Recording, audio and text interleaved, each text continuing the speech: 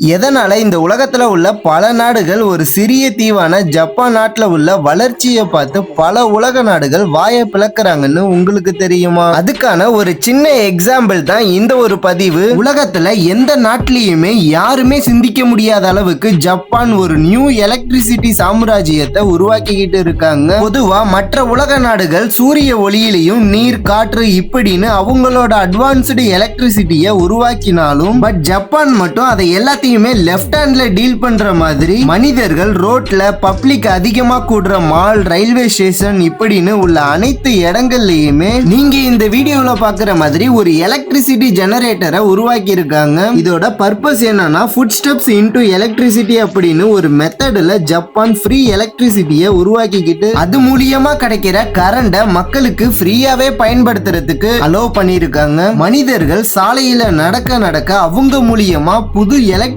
பவரை உருவாக்க முடியும்னு கண்டுபிடிச்சு ஜப்பான் இப்ப இந்த உலகத்தையே ஆச்சரியப்படுத்தி இருக்காங்க. இது மாதிரி உலகத்துல ஒவ்வொரு மூலையிலையும் நடக்கிற ஆச்சரியமான தகவல்களை நீங்க தினமும் தெரிஞ்சுக்கணும்னா இப்பவே நம்ம சேனலை சப்ஸ்கிரைப் பண்ணிட்டு பெல் பட்டனை ஆல் கொடுத்து வச்சுக்கோங்க.